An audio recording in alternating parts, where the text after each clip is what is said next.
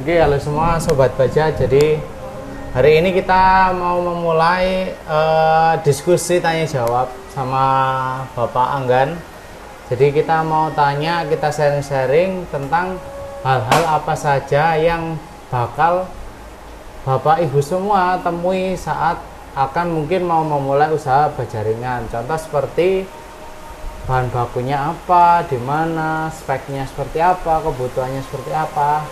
Jadi di kesempatan kali ini kita mau bahas itu semua. Oke, jadi nggak usah berlama-lama saja, langsung kita mulai pertanyaan yang pertama. Jadi Bapak Anggan gini, kalau seumpama saya mau masuk ke usaha baja ringan ya, di bisnis baja ringan. Nah, kan ada beberapa macam alat itu, mesin itu ya. Ada kanal C, spandek dan lain-lain. Nah, mungkin di diskusi kita awal ini mungkin bahas tentang koil dulu Pak, bahan baku Pak ya. Oke. Jadi mungkin diawali dari scoop yang banyak dipakai, spandek atau kanal C ya Pak. Ya. Nah kalau sorry, gini Pak Ilman, mungkin sebelumnya saya jelasin sedikit. Boleh, siap. Oke, jadi yang namanya kita bisnis baja ringan, kita harus pahami dulu soal bahan baku. Bahan baku, oke. Karena kalau soal mesin itu hampir rata-rata baik mesin lokal ataupun import sama. Cuman karena kita bisnisnya jenisnya adalah manufaktur, produksi, jadi kita lebih bagus kita mengenali bahan baku terlebih dahulu. Nah, bahan baku itu kita kenali ada dua, yaitu satu mother coil atau coil, dan yang kedua dari mother coil ini ada turunannya yang sebutannya baby coil atau sebutannya pita atau sebutannya slitting. Nah, dari masing-masing baby coil ini memiliki peruntukan untuk jenis baja ringan yang bervariasi. Contoh, kita ngomong mother coil. Mother coil ini ada dua. Dengan lebar, kita ngomong satuan mili ya. Ada lebar 914, ada 1219. Nah, ini kita sebutnya mother coil. Nah, turunan dari mother coil ini yaitu yang saya sebutin tadi, baby coil, slitting, sama satunya lagi pita. Nah, ini adalah turunan dari mother coil. Di mana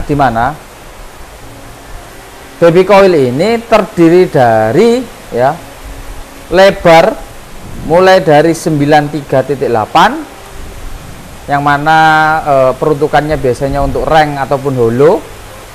Kemudian 101, 110, ini kita ngomong satuan mili ya teman-teman. Jadi tiga jenis ini biasanya diperuntukkan untuk reng dan holo. Nah, untuk kanal C beda lagi. Untuk jenis bahan baku, lebarnya ya, kita bahas lebarnya. Dimana lebarnya kalau kita ngomong kanal C itu ada dua jenis, yaitu 135 dan 151.8. Nah, ini yang di market yang umum, baik lokal ataupun importir. Nah, tipe baby coil atau slitting atau pita ini yang banyak di market seperti itu. Dan satu lagi, kalau kita beli coil itu kita tidak bisa beli dalam bentuk baby coil atau slitting atau pita, tidak bisa. Kita belinya pasti dalam bentuk coil gulungan utuh ya, packagingnya. Tapi ketika kita buka packagingnya, kemasannya itu nanti terdiri dari beberapa baby coil. Contoh nih teman-teman, kita hitung. Jadi misal dari mother coil 914 mili ya, kita bagi, anggap kita pakai lebar coil 101. Nanti kita dapatkan 9 baby coil atau 9 pita.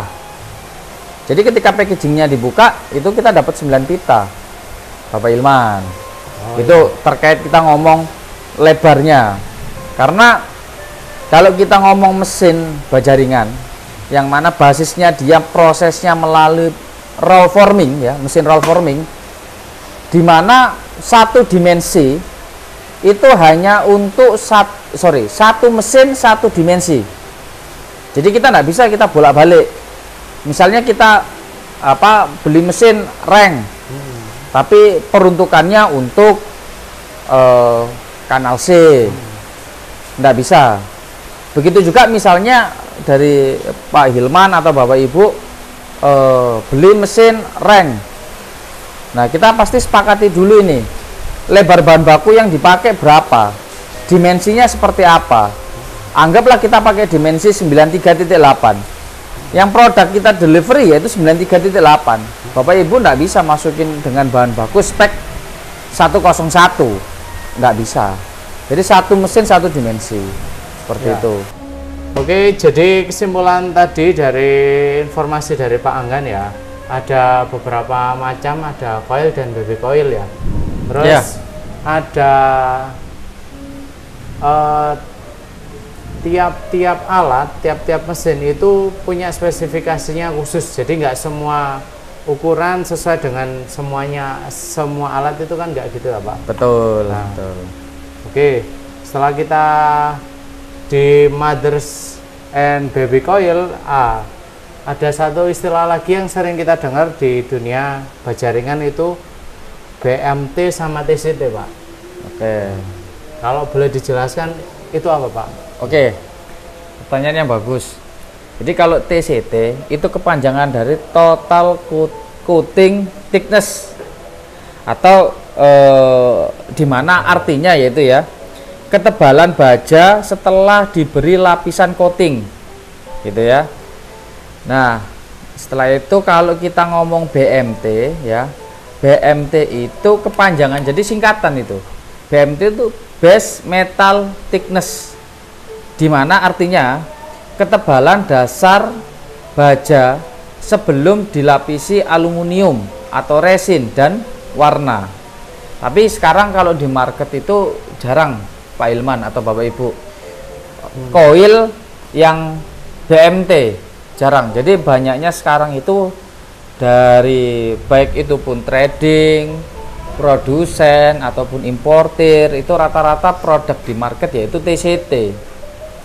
Nah, biar lebih gampang ya, ini saya share sebuah artikel, nanti bisa Bapak Ibu lihat di bawah pojok sebelah kanan, di mana kami ambil artikel tersebut dari BlueScope, dari website BlueScope. Nah, BMT itu yaitu ketebalan ya hanya dari sisi baja, belum termasuk lapisan coating ataupun resi ataupun warna. Sedangkan kalau TCT itu total. Jadi misal gampangnya gini, kita ngomong kalau ketebalan ya, ketebalan 055 BMT itu sama dengan 057 atau 058 TCT. Oke, paham Pak. Total coating thickness, berarti total ketebalan. Seperti itu. Jadi BMT, TCT perbedaannya seperti itu, saudara-saudara, Bapak Ibu ataupun Pak Hilman. Oke. Jadi setelah BMT kalau disimpulkan tadi ketebalan si baja ringannya saja ya, tanpa ada laminasi coatingnya itu ya. Betul. Kalau di market sama di produsen itu mereka memang kebanyakan mengeluarkan sudah dengan coating yaitu TCT semua, atau kita bisa order pilih yang BMT, atau mekanismenya bagaimana itu Pak? Nah, rata-rata itu orang itu di market bahasanya yaitu TCT sudahan. Jadi sudah tidak familiar dengan BMT ya? Bahkan ada lagi yang baru saudara, yaitu BPM atau berat per meter. Tapi biasanya berat per meter itu rata-rata digunakan untuk lebar coil 914 atau untuk spandek. Nah, spandek itu biasanya kita pakai BBM atau berat per meter. Seperti itu. Per meter. Nah, ada lagi informasi yang perlu teman-teman ketahui atau Bapak Ibu ketahui. Jadi ini saya share lagi di pojok kanan bawah ini. Kalau kita ngomong coil baik dengan trader, produsen ya ataupun importer, informasi ini harus benar-benar kita pahami, yaitu dari A, B, C, D, E ya. Di mana A itu menunjukkan informasi terkait BMT atau TCT. Kemudian yang B ini menunjukkan informasi mengenai ketebalan. Yaitu misal 055 itu ketebalan. 060 ketebalan. Kali, nah ini kebetulan contoh yang saya bagikan yaitu 151.8. Dimana ini informasi terkait dengan slitting atau baby coil atau pita, yaitu pita 1518 atau diperuntukkan biasanya untuk kanal C. Setelah itu yang D yaitu G550 atau kelenturan akan baja. Kalau SNI nya ini yang distandarkan yaitu dengan kelenturan G550 seperti itu. Dan yang terakhir adalah yang E ini adalah AZ atau coating atau anti korosi. Nah, AZ ini starting kalau kita ngomong di di Indonesia ya, yaitu mulai dari AZ 30, 50, 70, 100, 150, 200.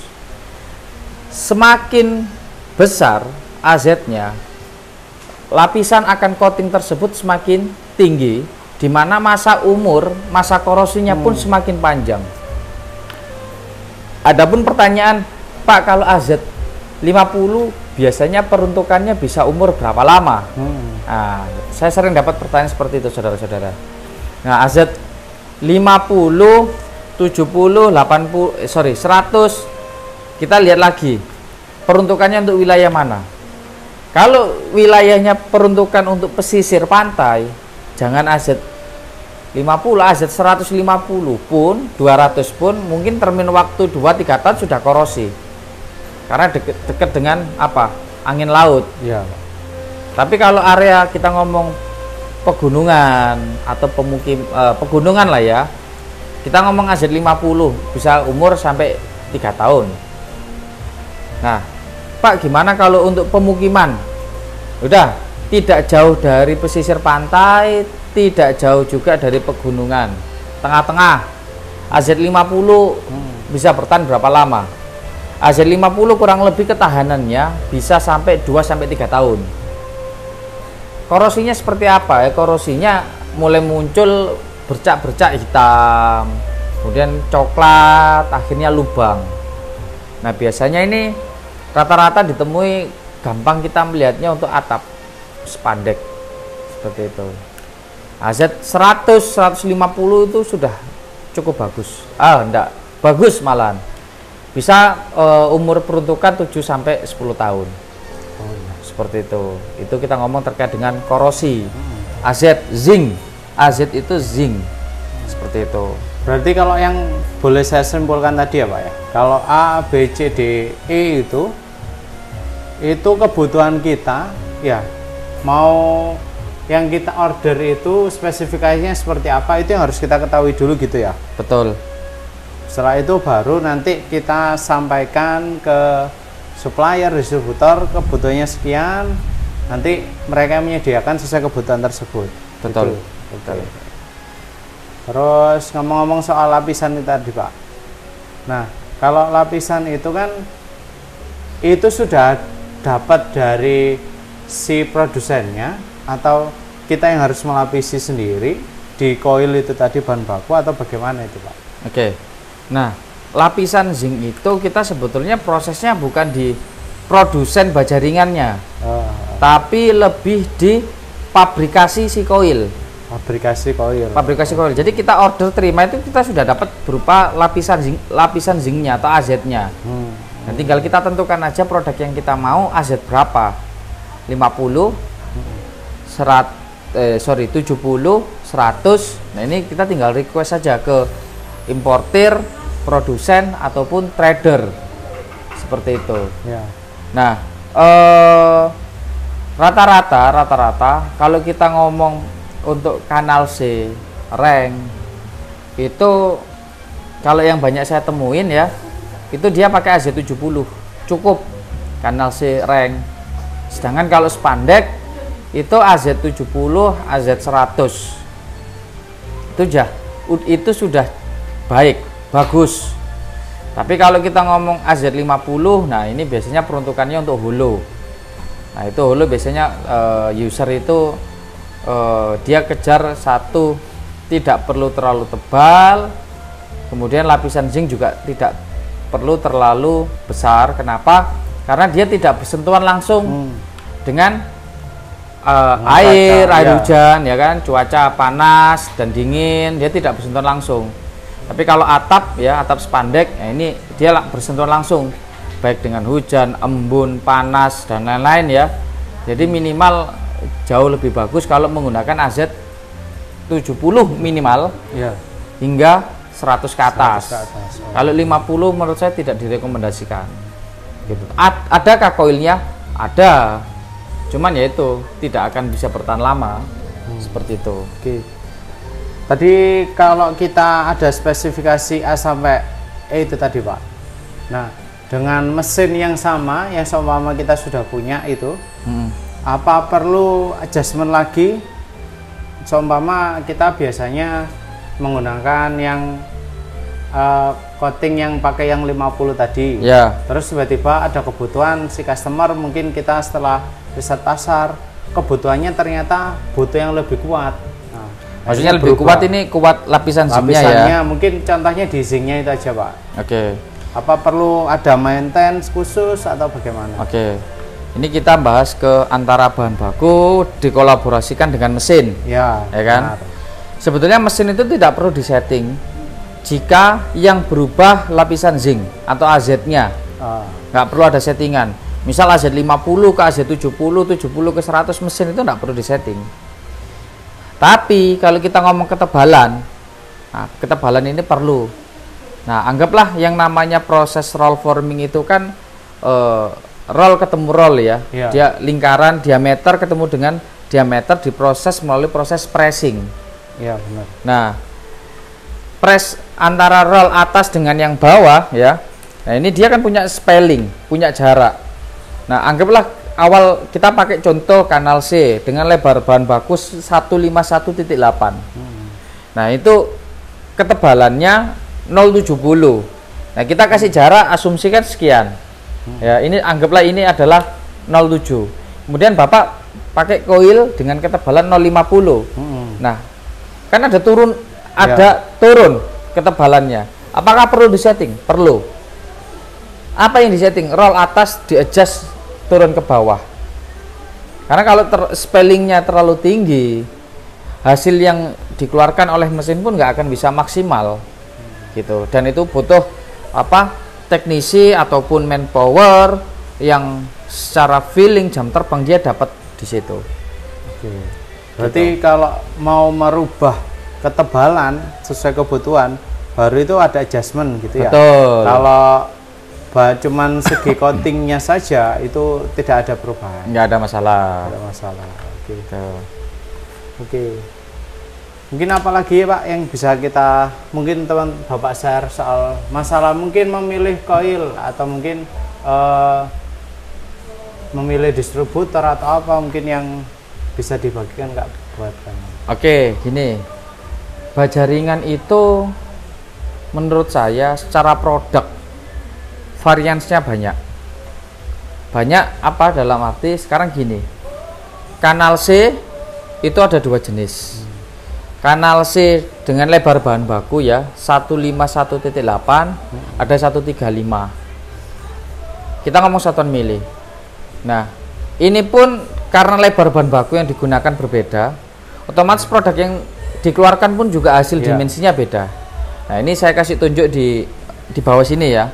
Jadi ini 151.8, ini 135, ya ini dimensi produk masing-masing. Dan begitu juga reng. Reng itu ada 3 bahan baku yang bisa diterima oleh mesin. 93.8, 101, 110 mili. Iya. Simetris, asimetris. Kemudian holo. Holo secara bahasa market kita ngomong 2x4, 4x4, ya kan? Padahal kalau kita ukur secara sketnya, sket mat itu enggak ketemu 4x4. Ada yang 30x30, 25x25, 32x32. Begitu juga yang apa namanya, yang 2x4. 2x4 itu pun ketemunya ada yang 16x30, 12 kali berapa. Jadi kami sarankan kalau misalnya Bapak Ibu ada kebutuhan untuk pengadaan investasi, bawa di kami di Wijaya, bawa sampel, kita buatkan produk sesuai dengan sampel yang kita terima. Karena ketika saya sering pun dapat pertanyaan, Pak, saya minta tolong dibuatkan kanal C sesuai standar. Nah, standarnya mana dulu? Kecuali Bapak Ibu punya produk atau brand acuan dengan merek A, merek B, merek C, ya udah kita tinggal bawa beli toko merek si ini, si ini, si ini, si A, si B, si C. Oke, seperti ini sama. Ya udah, nggak perlu sampel. Tapi kalau Bapak bilang, Pak, produk H atau J, di mana produk ini dibuat di area Bapak, di mana area Bapak ini misal di Kalimantan, di Pontianak gitu misalnya ya. Nah, ternyata barang tersebut, produk tersebut diproduksi di tempat Bapak di Pontianak. Otomatis saya ketika cari produk itu kan di sini kesusahan. Nah, saya lebih suka dari customer bawa sampel. Nah, itu kita desainkan sesuai dengan produk yang diharapkan. Karena produk variansnya banyak. Gitu.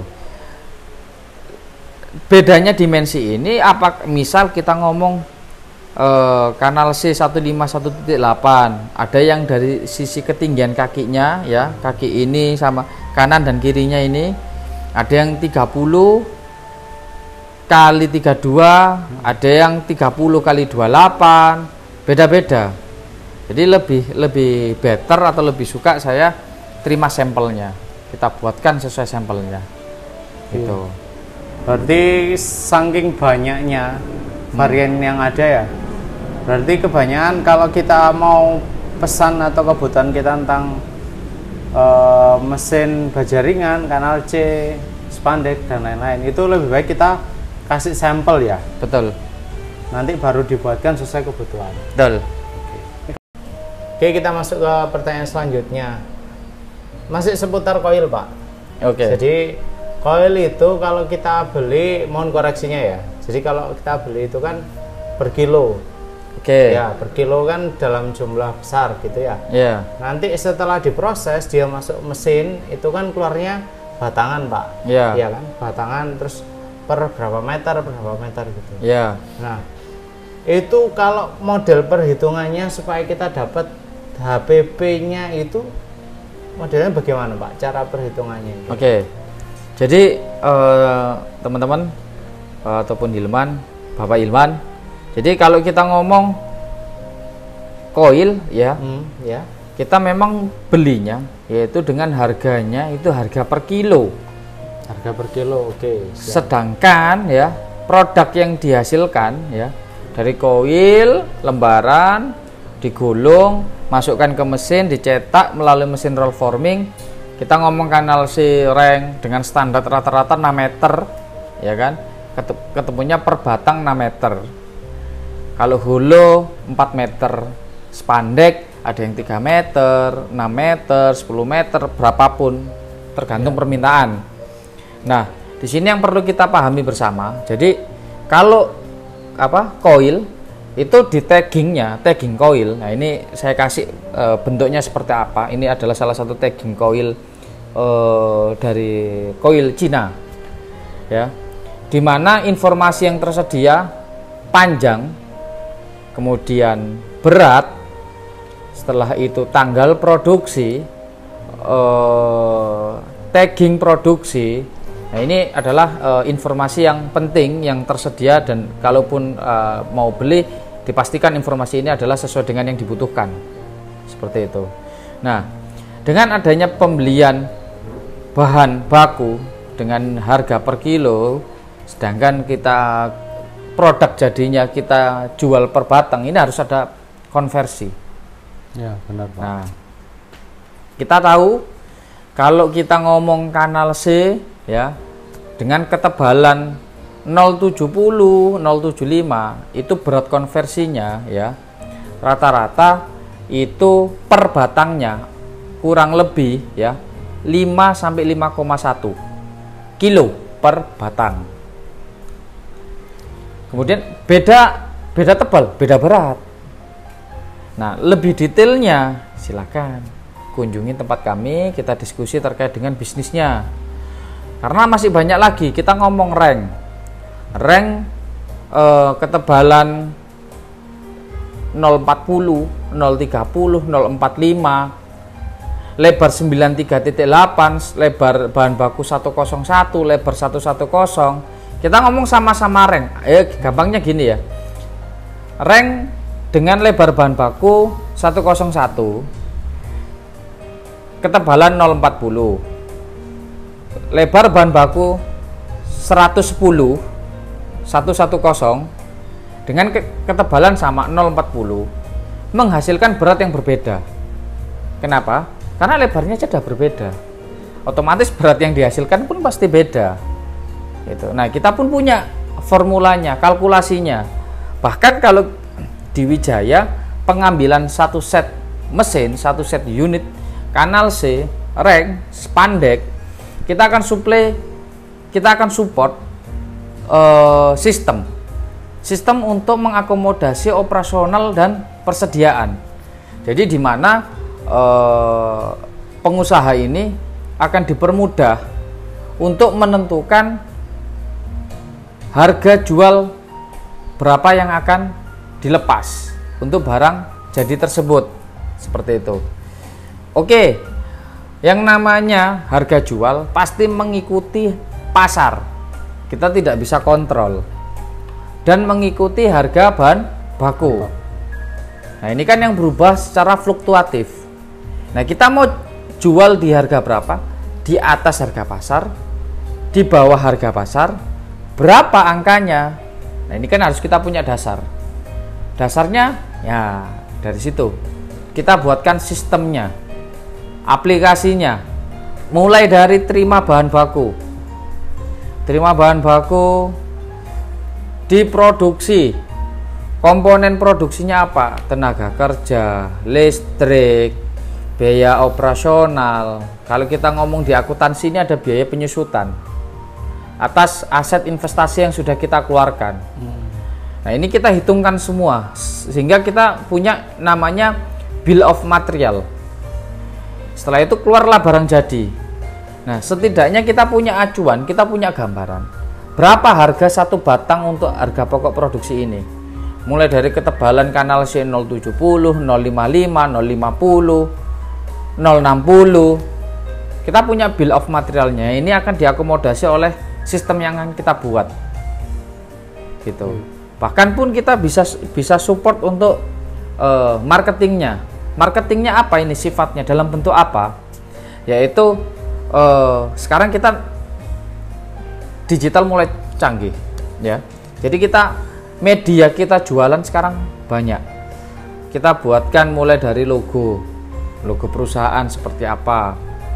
Kemudian terkait dengan logo Google Map, kita akan registrasikan. Website selaku company profile, ini akan kita buatkan seperti itu. Jadi kenapa ambil di Wijaya untuk kebutuhan mesin roll forming atau mesin baja ringan, yaitu salah satu after sales-nya ini yang akan kita jaga, after sales ini yang akan kita supply, seperti itu. Siap. Berarti dari kalau seumpama kita beli barang beli mesin di Wijaya, iya, sebenarnya kita beli benar-benar membeli bisnis ya Pak ya, bukan Betul. membeli alat lagi ya. Betul. Bukan membeli mesin lagi. Betul.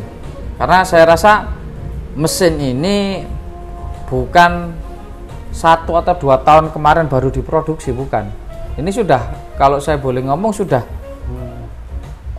belasan tahun. Udah rata-rata produknya hampir sama. Mungkin perubahannya terkait dengan digitalisasi visual terkait dengan panel kelistrikan, kontrol panel. Tapi terkait dengan basis mesin roll forming sama. Jadi yang kita kasih nilai jual ya, value terhadap Wijaya ke customer yaitu bisnis manajemennya. Nah, ini yang kita support. Jangan sampai orang beli mesin ya, tapi tidak tahu bisnisnya seperti apa, hitungannya gimana, tenaga kerja yang dibutuhkan berapa. Kita akan suplai informasi tersebut, mulai dari tenaga kerja, kebutuhan listrik, kapasitas mesin. Jadi mesin misal satu jam ini mampu memproduksi berapa batang. Nah, ini kita akan edukasi juga. Gitu. Mungkin tapi lebih lengkapnya akan kita bahas di konten-konten selanjutnya. Oke. Seperti itu. Siap. Jadi teman-teman, seperti yang dibicarakan dari Bapak Anggan tadi, artinya bakal banyak informasi juga yang bakal kita bagikan ke depannya ya Pak Anggan ya. Siap. Terutama mungkin banyak yang penasaran tentang analisa Pak. Analisa bisnis. Soalnya banyak juga calon customer itu seperti kawan-kawan yang lain itu ingin melihat peluang di Bajaringan ini sepertinya bagus Pak. Untuk keberlangsungan kedepannya ini bagus. Cuman tidak punya perhitungannya, tidak ada dasarnya. Sedangkan investasinya kan bukan kecil Pak, 1-2 juta kan nggak seperti itu. Iya. Jadi kan kalau di Wijaya bisa memberikan edukasi itu nilai yang sangat mahal. Jadi teman-teman juga jangan kemana-mana, terus pantengin, terus lihat terus konten-konten yang bakal kita berikan, edukasi-edukasi yang kita berikan di Wijaya. Gitu Pak Anggan? Siap. Terima kasih. Oke.